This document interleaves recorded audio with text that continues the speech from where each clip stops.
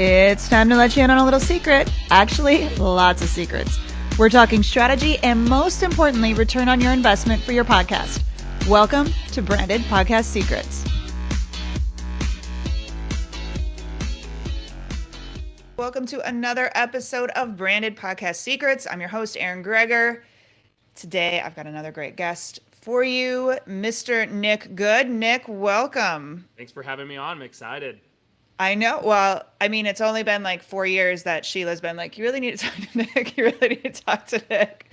So, I mean, it's a very long overdue conversation that I'm very thrilled to have. And thank you so much for joining me, Nick. Absolutely. I feel like I know you, right? Same here. We've never met in person, but I feel like I know you. And if we hung out in person today, I could tell stories. You'd be like, how'd you know that? Oh, yes. And let me tell you, I could tell some great real estate stories too. Oof. But yeah, no, I agree. I feel like I know you too. I feel like I've known you forever. So I'm just so happy we finally got to connect. So Nick is the host of the only real estate podcast worth listening to. That is a very bold title, let me just say. I love it though. I know you do this with two other guys. Is that correct? I do. Yes. Yep. Okay. So tell the little story behind that. Like that, I love the name. You're over 100 episodes in. Can you talk about first of all, you got to tell the story behind the name, and then what specifically the podcast is about? Absolutely. So, I mean, we did not start out. The show evolved into a show. There was a couple years back that a friend of ours that's in the real estate space, he's in a photography business, was like, "Hey, I got some mics, I got some cameras set up in my garage, and I'd love for you just to come test it out." So he's like, "Come on over." I'm like, "Cool." So he invites me over, and it's just me. Now, once you get to know me, I'm a high D personality. I'm not a high I, so I can't talk to a brick wall and have a conversation. So he's like, "What do you want to talk about?" I'm like, "I don't know, man. You brought me here, right?" And so he's like, "Let's just talk real estate." I said, I don't talk to myself.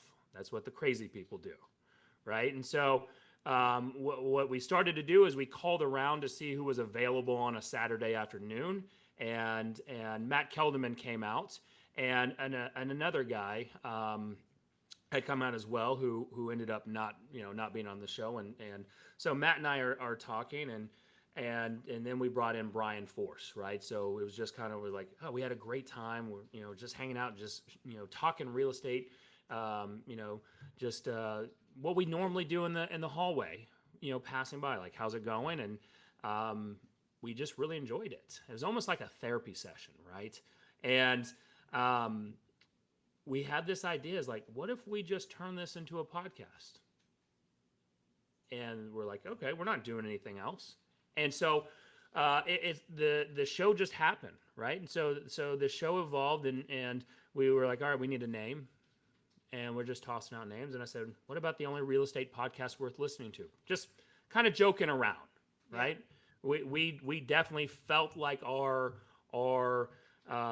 mean, we have big egos, and we definitely enjoy talking about ourselves. And so we just threw it out there to see what would happen. And it turned into a weekly deal. We made a commitment. And the basis around this, the only real estate podcast worth listening to, is that it's real, raw, relatable business strategies that we're doing in our businesses. It's the struggles, right? It's the wins.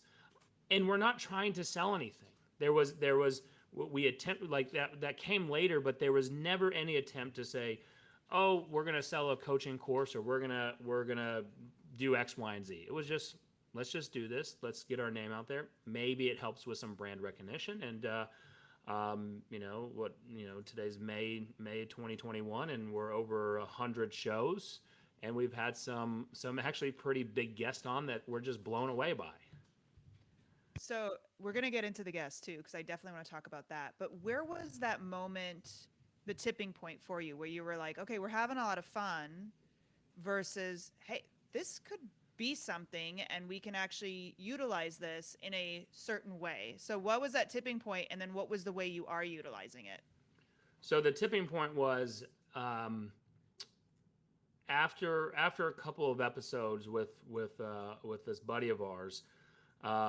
Maybe there was a little misunderstanding about the cost. We thought we were just testing it out, and so there's a little bit of a miscommunication there. So what we attempted to do is we attempted to try this show on our own, utilizing some software like Be Live and just making it a Facebook type show. And what we realized was that we had a lot of great content, but if the audio and the quality wasn't there, then it wasn't worth doing. And so we really enjoyed what we were doing. We weren't making any money on it, and it was never our intention at the time to make money. And so what we looked for studios around the Dallas Fort Worth area and found a great company called Real News PR, right? And they had this studio setup that looked like a radio station, and they had great equipment, great visuals, great intros. And so we said, all right, we're going to give it a go. $1,000 a month for 4 shows. We split it 3 ways, so $333 basically. And we just said, hey, let's go with it. So episode 1 officially from Real News PR was, I think, in 2019. Yeah, it was 2019. And we had there was some advice given to us that after like the 17th or 20th show that you were doing weekly, that once you kind of get that rhythm, it snowballs from there. And that was kind of the truth, right? We stumbled our way around in the beginning. We didn't ask very great questions. We were still learning how to not talk over ourselves, and make sure that we highlight the guest and not ourselves. Yeah. So, yeah. So, and it was just once we committed to it, it evolved, and then we attempted to monetize it. I would tell you that our strategy and story right now is not about the monetization of our podcast, more about the branding effect, because we have not monetized it well enough right now, because there are 3 co-hosts, myself, Matt Kelderman, and Brian Force, and we attempted to do a coaching program, and in the real estate space, it's ultra competitive, and that's a side business, right? And Right. we're running pretty large real estate teams in the area, and so if we're not able to go all in, it just didn't take off the way that we wanted it to. So we shut that down, and just focused on making sure that, again, we're every Wednesday at 3 p.m. It's a live podcast show that we do. So not only do we go on iTunes and Spotify, but we go live on Facebook and live on YouTube, so that we make it a very much like a television or a radio show, so that we can interact with our guest. I love it. But you had mentioned too, you are utilizing it where agents, like, because you have agents sign on under you, correct? So are you seeing results from it in that sense? 100%, absolutely, Okay. right? From a branding, like, it again, we have yet, as a society, we have yet to mentally decipher when someone's doing a podcast, or even when writing a book. We have not yet deciphered that, hey, maybe those people truly aren't the experts. Maybe they were just good at getting on shows and writing a book, and which is great for us who are doing shows or writing books. And so that elevates us immediately as an expert advisor. And it's still a weird feeling that I will meet agents across the country now who've been like, I listened to your show. Thank you so much for talking to us. And it still is yet to sink into my mind. Like, it's a weird feeling. I can't even put it into words. So absolutely, it's we haven't monetized it from a straight cash flow of selling products, or even a sponsorship all the way, but we are monetizing it in a way from a branding from agents. I'm with eXp Realty, so attracting agents into the company. We have a revenue share network that pays out very well, as well as an agent to agent referral network. People know us here in Dallas Fort Worth, so if a lot of buyers are relocating here like they are now, we do have that following that helps us from that angle. But it's so it could be so many different ways. So I want to talk about your guests too. Um, But before I get to that question, I want to ask about the live because this is a lot of, a lot of people have this question. Do we do a go live? Sometimes we have guests or not guests, but clients that will come in and they're there for 3 days and then we don't see them again for a quarter. They're doing those batch. So talk about, if you can, the live component and what you love about going live, and then anything that, how do you guys handle if somebody can't be there, or, have you ever had guest issues too because of that live component each week? Sure. Look, we're using software and technology, right? So we're always at the mercy of that. So there's always that component, and what I always say, like, look, if we have technical difficulties, we own it. I mean, there's a running joke. We do have a Facebook group called the Only Real Estate Group Worth Being a Part of. So we've kept that kind of brand name going with it. And in that group, they're like, "Oh, the show starts at 3," but then everyone else is like, "But it's ish, 3-ish."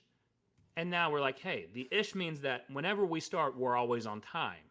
Um, and so I would say that there's more pros than there are cons to it. If you're, if you're really worried or get flustered really easily, maybe the live portion's not for you right away. If you can adapt and call an audible, like the guests, maybe they're having problems and you just have to eject and just do a show on your own. We're really good at that. Like in the beginning, the idea was not to have guests. It was just to have us three talking. Now, when you do that every single week, eventually you're going to be repeating yourself way too much. And Yes. so then we started to involve guests in there, and making sure that we wanted to have the right guest on. Like last week episode, I think it was 106 that we had on. We had Carrie Heibel on, and she's a kind of a life coach, real estate coach, and at first I was like, man, here's another motivation mindset, blah blah blah. But at the end of it, like it was one of our best shows. It felt like a therapy session. People were commenting like, holy smokes, like more comments were lighting up on that. So with a live show like that, you're able to get the feedback, and you can adjust, or you can start going down maybe a certain trend that Interesting. your listeners and watchers and viewers are wanting. Interesting. So you're not just answering questions. I like that you are your recording based on the comments. Absolutely, yeah. I mean, Interesting. we'll even be if you were watching, Aaron, and you asked a question, we're like, hey, Aaron asked us, Aaron asked Carrie this, like, and we're able to even get the guest involved with the viewers and the listeners, and so. And what that does, is the way we want that to happen. One of the reasons we want that to happen, and we weren't strategic on it, but now we look maybe a little genius like, is that if you're listening on iTunes or Spotify and you're hearing us talk about the guests, maybe you're going to go to YouTube, maybe you're going to go to our Facebook page and watch it live at Wednesday at 3 p.m. And so now we're kind of blending all the platforms together, because I don't know if you're like me, I consume podcasts, but then when I'm not touching. Like there was last month, I did not. Some people were sending me podcasts. And I'm like, look, I can't listen to another podcast right now. Yeah. I'm just exhausted. So maybe that is, maybe we're able to still keep our branding. Maybe we're still able to stay in front of them, and through a different medium. Yeah. No, I do the same thing with podcasts and audiobooks where I'm like, consume, consume, consume. And then I can't, like, it's just like, I feel like my brain becomes a wall and it's just bouncing off the wall. But are there any other perspectives? I love the course correction content in the middle of recording and just that interaction. Anything else that really makes, because I'll be honest with you, live is a pain in the butt, like it really is, because there's just so, like you said, you're dealing with tech every time, just praying it all goes together, and trying to get the guests at that certain time. You can't work around their schedule, it has to be at that time. Anything else that really makes that live component worth the extra headache it may bring to the table? I mean, I don't really know. To me, it's worth it, right? So I would just say, to me, it's worth it. Now, here's the thing: we do our show Wednesday at 3 p.m. Now, when we had some guests on, they couldn't do Wednesday at 3. Guess what? I'm going to go adjust my schedule to them because I Okay. really wanted that guest on. And Yeah. so, and so, look.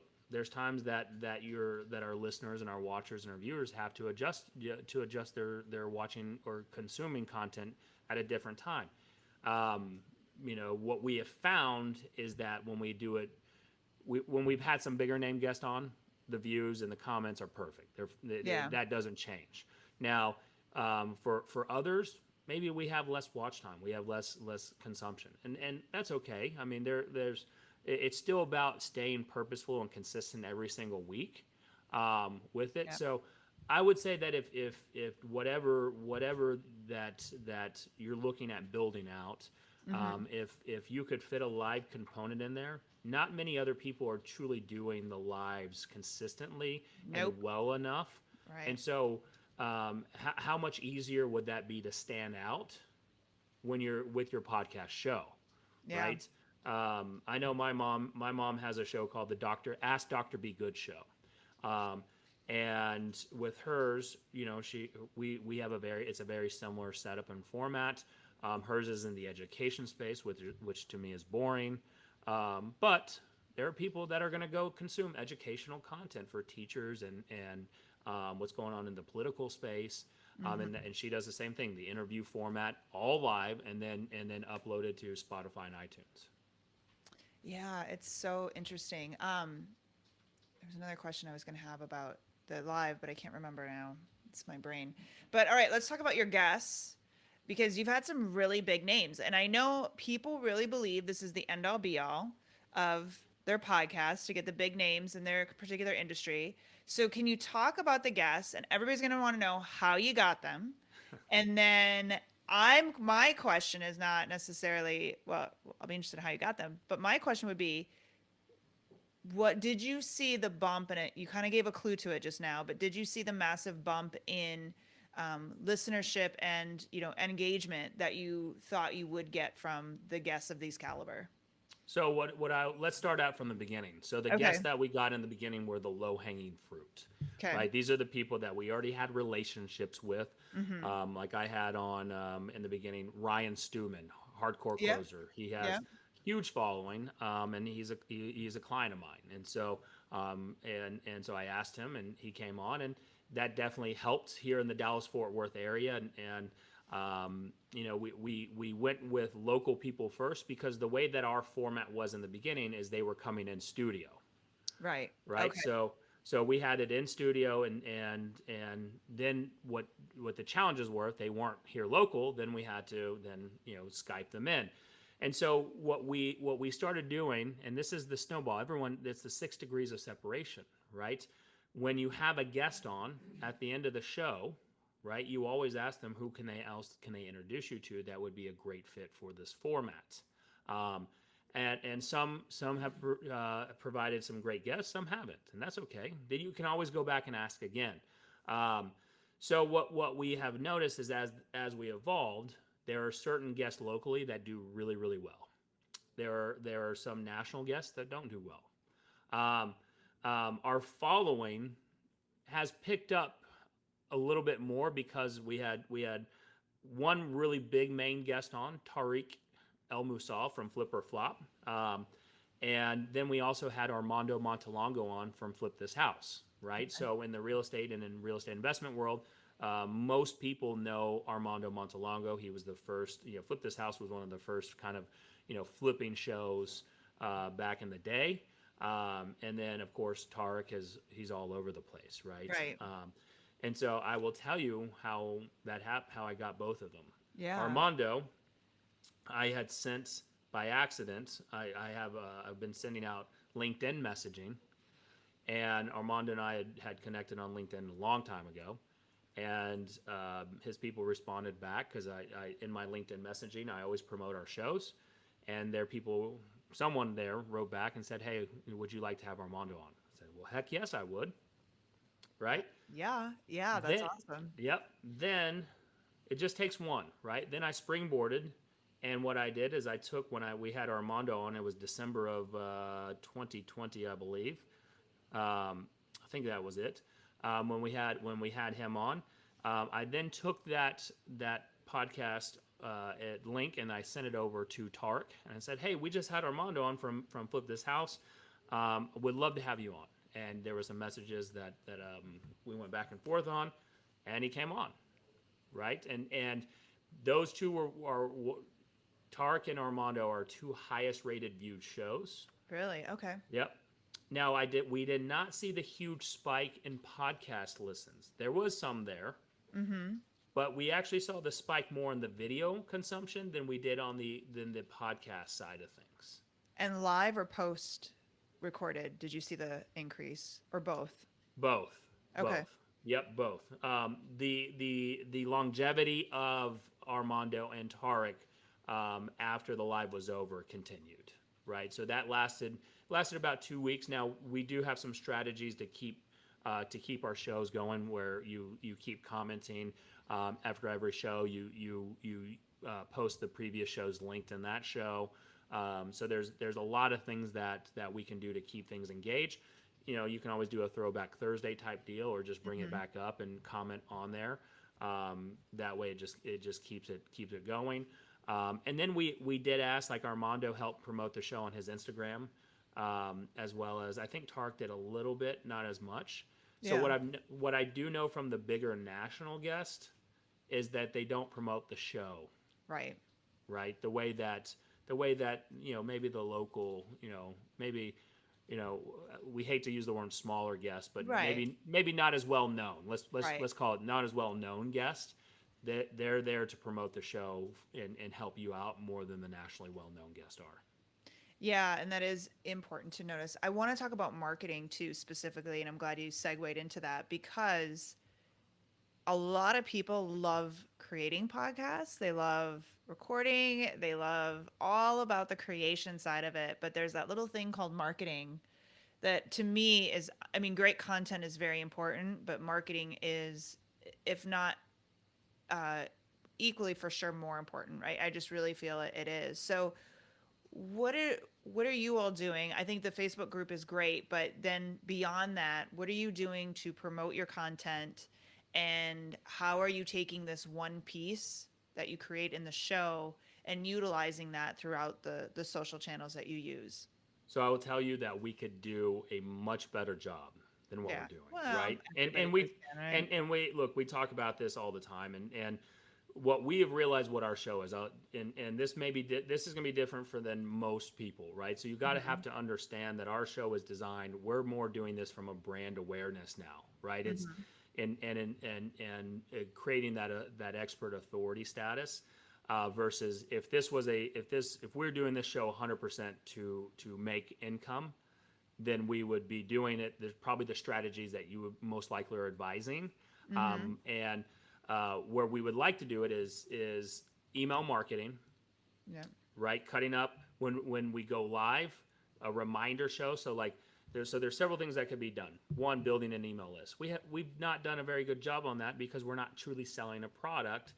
We could probably have a ton more listeners, um, just with that one little switch of collecting Yeah. emails, sending out on Mondays a reminder about the Wednesday show and who the guest is. Also in that, we could have the past show. On Wednesdays, we have a, hey, we're going live, join us. If you can't, here's iTunes, here's the previous show. And then on Friday, we do a fallback Friday.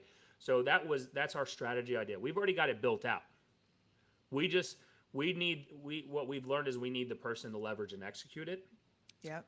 The second thing that we have really learned, and if we were monetizing the show at a even higher level, is that taking our video series clips, Mhm.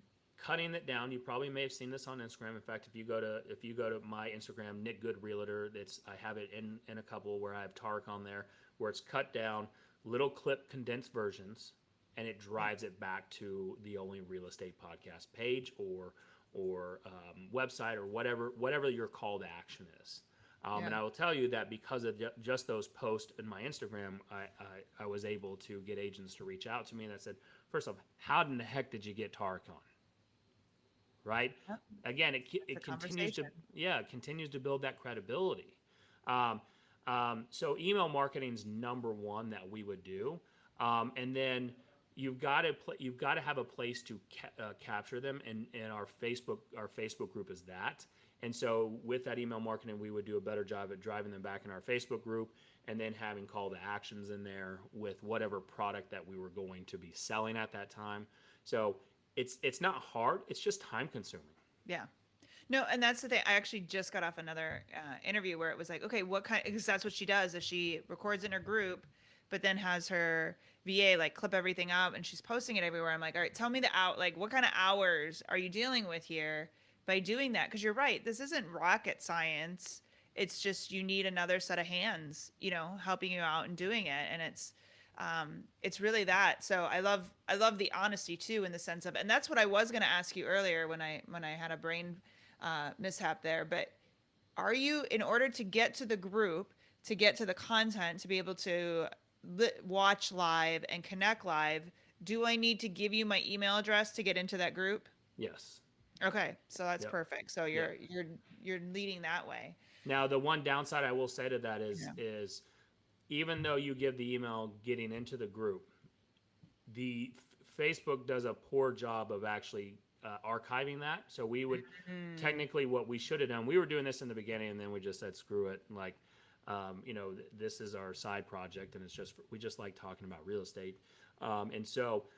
You've got to copy and paste that and put that into a separate, into whatever your email program that you're using, or where you're housing all your information. And so yeah. now what I would say is I would recommend, if you can afford to, if you're even on a little tighter budget, you can go get virtual assistants for $3 an hour, Yeah. right? That could do all of this, Yeah. and so that you will start to see, if people listen to this, and go check out our show, you will see a change coming over the next couple of months, that we do have a virtual assistant, that will be starting with us. We will be actually implementing everything that I just mentioned today. Yeah. Awesome. Then we'll have you back, and I want to hear about all the results. For sure. Yeah. Um, I want to talk about your other. I know this isn't technically a podcast, but this is what you always see. So you basically opened the container of Lay's, and or Pringles, whatever it is. They can't have just one, right? And podcasting is this. It is this beast, and it's a good thing and a bad thing. 'Cause you're like, oh my gosh, like this whole podcast here is recorded because I'm like, I have got this idea for this. I might as well just record the conversations, right, and then use it as a podcast. So, can you talk about it? It's Knit Good Live. It's just a live video, but I know you've got more plans for it, and it's a different twist to your current podcast, only real estate podcast worth listening to. So, talk about the strategies between the two, and what your plan is for Knit Good Live, and why it's just a bit different. Yeah, so Knit Good Live is designed to be, it's designed to go after real estate agents more in depth, right? And Okay. there is a call to action there. There's a monetization behind it, but for agents to partner with me at EXP Realty. So there is definitely more intention behind it, and it's going to be having on real estate guests that that is having success, and they're going to share their stories, right? It will be, there's a guy that I will have on here in the future. He's 22 years old. He in his first year in real estate made $100,000. Second year in Nice. real estate, he'll make over 200 and probably $250,000. So having agents on, real estate professionals on, that will share what is working in their business, and how partnering with us at EXP help get them there, right? So that is more, Mm, there's a more intentionality behind what that show's about. um, and it's still about providing, look, the base layer is providing great content, right. right? So it's all about providing amazing content and valuable content, that's worth consuming. If I'm going to ask somebody for 15 to 30 minutes of their time, it needs to be valuable, at least in my opinion. I I'm agree. sure that you've listened to a podcast or watched a video, and like, you look down and you're like, man, that was 20 minutes of my time that I'm never going to get back, because it was clickbait, and they said one thing and it wasn't the other, and they said to wait till the end for a big reveal, and then nothing happened, because it was just trying to get me to watch it all the way through the end. And then you just like, I'm never going to watch this person again. And Yeah. so, what I've learned, and what the evolution with podcasting is, it's just more audio and now visual content that's coming out. Podcast has evolved into it, and so Yeah, that show is gonna be is definitely just straight up intentionality behind it. Of I want agents to come partner with me at EXP. Here's why: X, Y, and Z. Yeah, I love it, and it it's just funny to me though because you just start doing this. You're like, all right, let me add this one and let me add this one, and you get it. It really does work though, and I think and people, what would you say to the person? You're in a very saturated industry, right? A lot of people want to be real estate agents. There's a lot of people, trying to recruit real estate agents. What would you say to that person who is looking at podcasts and be like, oh, everybody's got a podcast, right? Well, who am I to have a podcast? Or, why should I start? I mean, you're in an industry and you're doing very well at something that a lot of people would probably shy away from, thinking it's oversaturated. What would your advice be to somebody who's sitting on the sidelines? I mean, first off, just do, right? I mean, that's I mean, look, I'm straight to the punch and just do. I don't believe that's a victim mindset mentality. And so in our space, first off, not everyone has a podcast. It seems like they do, but they don't. I can I Feels like can it, yeah. everyone has a real estate license. That is one thing. But I could go to a room of 100 people and maybe two have a podcast, maybe. And so there is still that podcasting and using it correctly is Mm-hmm. going to being intentional about it is going to get you the results you're looking for. Now, what I will say, number one, is it has to be consistent, Yes. right? If you're going to say that you're going to record a show once a week, it needs to be the same time every week and time block it out, right? And or batch your scheduling together and say if it's only going to be audio version, there's not video behind it because for whatever reason you're scared about video. By the way, Mm-hmm. I don't look that great, right? I didn't If say I that. can do video, if I can do video, anybody can do video, right? I've that's a lot of people are like I don't want to be on video. Well, I mean, first off, there was something that stuck that was very valuable that I heard years ago. Is like you don't like the way you look on camera, but that's kind of how you look. That's actually how you look in person, So get right? used to it. So get used to it, right? Yeah. Or I don't like the way I sound. Neither do I. So from that is just do, right? Yes. And you just got to do it, and then be intentional about it, and batching your calendar. If you can't do once a week, then do every other week and record 3 shows in one day, and then release them out. Yeah. Yeah. No, it took me 10 years, 10 years to actually be okay with the sound of my own voice. Now I actually laugh at my own jokes when I'm on video. That's how that's how pathetic I've gotten. But it took me a really long time, but I agree with you. Like it just go and your first couple episodes, like do you cringe at your first couple episodes or are you okay with them? I mean, I cringe. I critique myself. Yeah. I still do. Right. Yeah. When it's live, here's the thing. You want to the downside to live is that once you say it, it's there, and it's not. All right. Yes. Let me stop here we'll cut that in post production. And so it's made us get really really mindful of what we're going to say.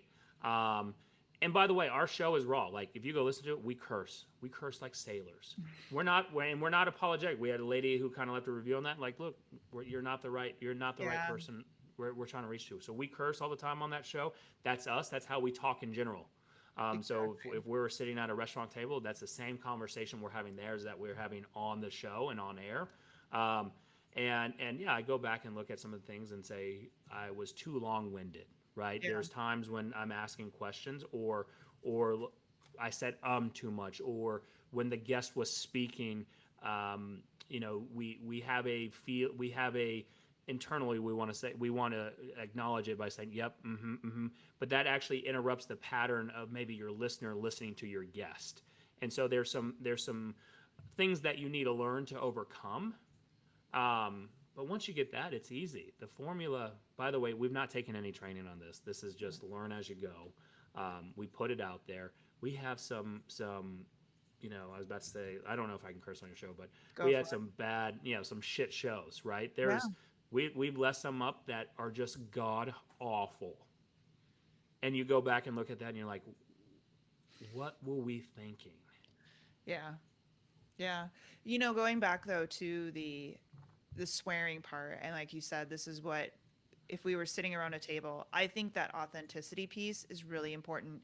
And I think the great podcasts are where you feel like you're a fly on the wall in a conversation and you're part of it, right? Like you're sitting there and you get to listen and you just get to hear these guys chatting. And if that's what you all say and do and that's your real selves, if that's where that's what you would be sitting in that situation, I think it's really important to align with that. And like you said to that lady, okay, that's okay, you're just not our ideal audience, and that's okay. But that authenticity piece is just so important to understand for a great podcast in my eyes. I think that's what makes Absolutely. the good ones great.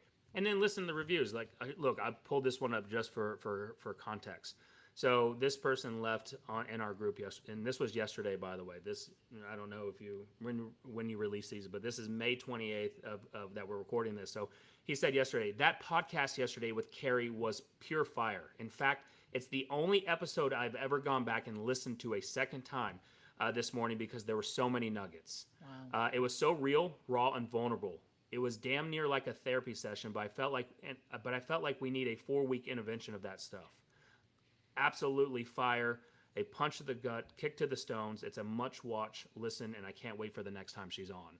And so those getting that type of response back when we looked at that guest, you would have never guessed that she would have that type of effect on our listeners and viewers, right?